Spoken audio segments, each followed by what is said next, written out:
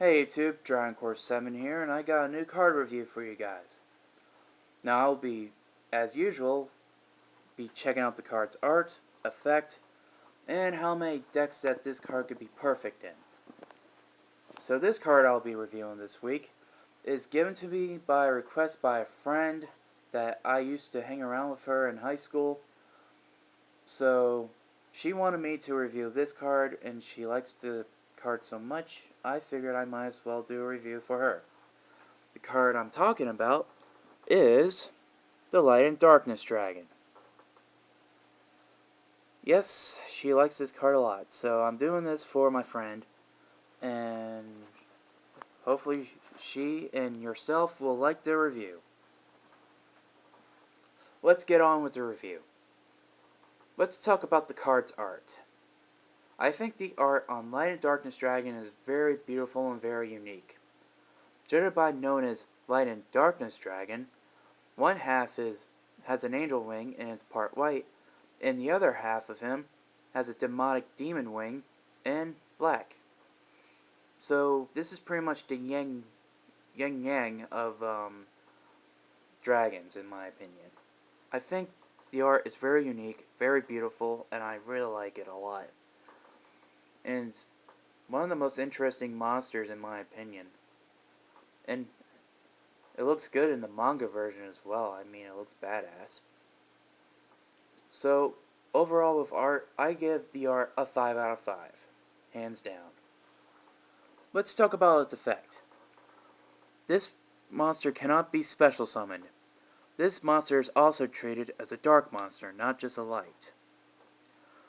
And whenever your opponent activates a spell, trap, or monster effect, this monster loses 500 attack, but in return, that effect is negated and destroyed.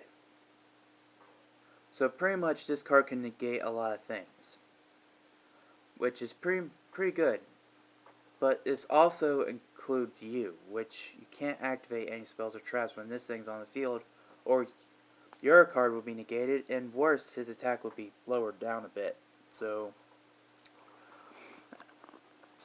in its other effect, once this card has been destroyed, all cards on your side of the field are automatically destroyed. But in return, you get to special summon a monster from your graveyard. I actually like the special summon a monster from your graveyard effect. It's just I don't like the whole devastation of losing a bunch of cards in the process just in order to play him. So overall, I do still like the negation effect and the special summon of a monster from the graveyard effect.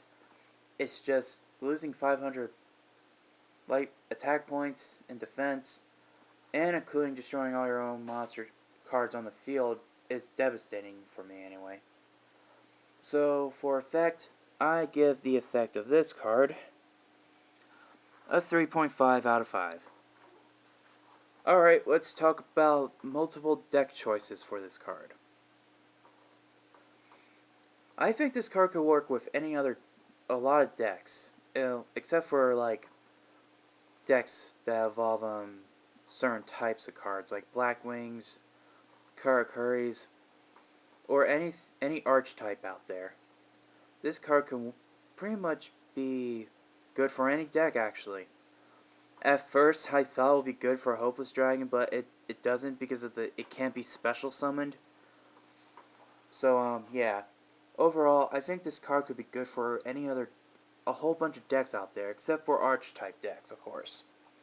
That is the only drawback with this card, because it's not good for decks that involve archetypes. So, my score for multi deck types, I give this score a 4 out of 5. Alright, final thoughts.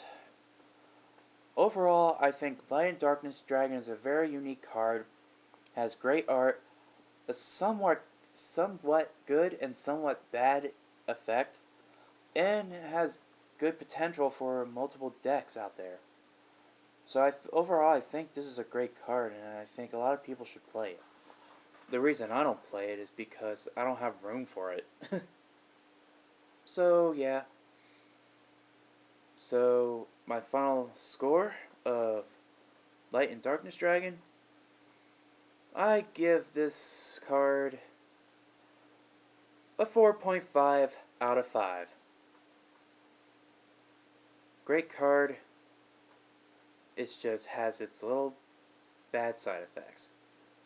So, there you have it. That's my card review for over of Light and Darkness Dragon. Hope you guys enjoy the review, and if you guys want me to review any cards, just give me a PM or leave your thought of a card that you think I should review on the comment section down below. So remember, comment, rate, subscribe. Until next time, later, Dragon Core 7, signing out.